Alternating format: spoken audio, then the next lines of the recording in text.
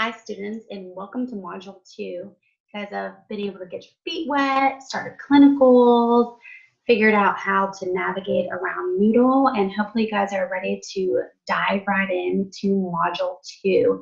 This module is a little bit more intense, so hopefully you've kind of gotten into a routine of reading and studying and are ready to just get the ball rolling, because this module, you have a little bit more work. You have the 3 mental health HESI case studies, which you will need to do. You have 1 simulation, and then you have your first test as well. The test is over just all of Module 1 and then half of Module 2. So it's over chapters 1 and then 4 through 14. So you still have to read the rest of your chapters for Module 2, because that's going to be tested in your next module. And if you don't keep up with your reading, you're going to get super far behind. And really, this is going to be super important, not to just wait till the last minute and read your chapters and try to cram it all in, because you have to learn for retention, not learn for the test. Because if you don't learn for retention, you're not going to pass the NCLEX, and you're probably not going to pass the final either, because the final is comprehensive. So please make sure that you are keeping up with your reading and not getting behind in that. So the other thing that you're going to have to do is your first big discussion form. I know you did a discussion form in Module 1, but that was kind of just an introduction to yourself. So there wasn't not really had to do much to do there. This time you're going to have to actually read the question, do some research, find a source. Could be your book, could be an article. Please do not let it be Wikipedia or Wiki anything like that. Not a good source. But you will have to find a source. When you use your source, you will have to cite it in APA format and put your citation at the end. That's part of your how you get your points for your grade, is by citing, putting in your preference and citing it. We want you to get used to speaking professionally. You are about to be an RN now. People are going to hold you in a high standard. People are going to come to you and ask you for advice, and you need to be able to speak clearly about whatever they're talking about. And you also need to know how to find good resources and find good information, and not just use Dr. Google and whatever kind of site you might find that tells you, vaccines are bad or something like that. So we want to make sure that you guys are learning how to find good sources, learning how to articulate information that you have found, you have thought about, you have processed, and you've kind of made your own decisions about. You're able to put all of this information, collect it, and then kind of make your own decisions and get feedback that way. So that's one of the reasons that we have you do these. Also, a lot of times as an RN, you might be in management roles, so you are going to have to learn to articulate yourself very clearly. So this is another good place to practice. If you have any questions at all about your discussion form, about the requirements, or if a source is good or anything like that, please feel free to reach out, let me know.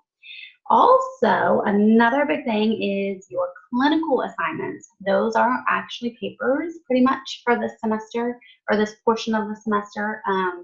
Those are going to come due pretty soon. If you have any questions about your writing, how to do APA formatting, the requirements for the clinical assignments, please feel free to reach out. Let me know. Let Ms. Hamilton know.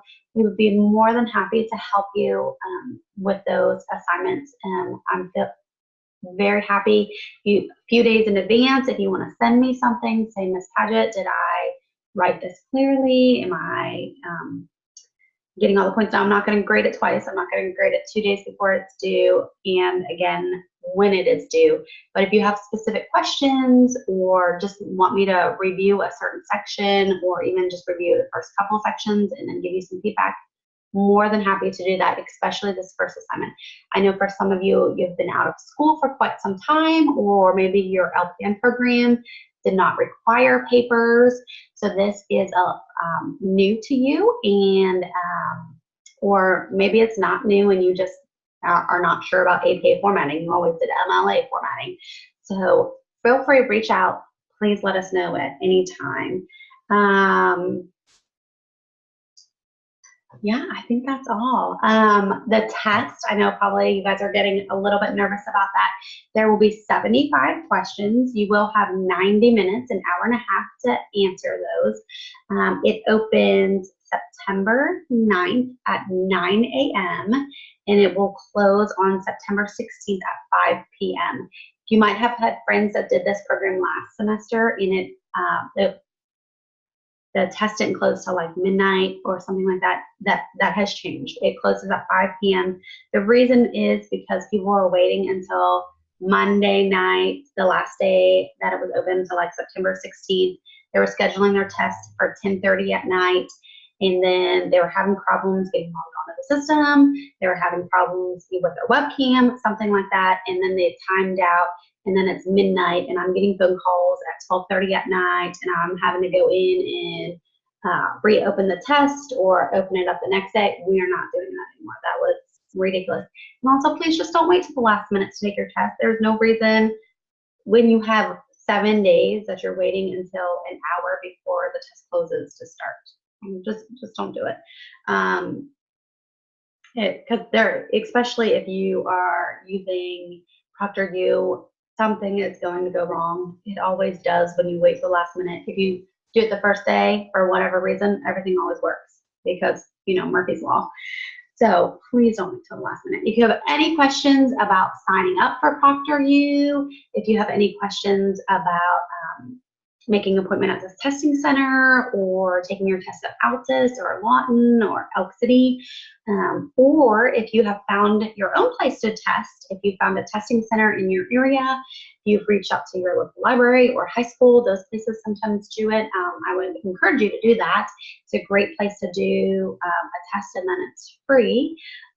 Just make sure that you're letting Miss Hamilton or myself know when that is scheduled and who you are using. There's a password that you have to put in. So we do verify that your proctor is like a credible proctor that is going to enter your password for you and just monitor that the test is being taken how it should be taken with no resources and things like that. So please let us know if you have any questions at all. We're super excited to really be getting kind of into the meat of the program, and we're excited to have you here. So happy learning. Let us know if you have any questions. Have a great day.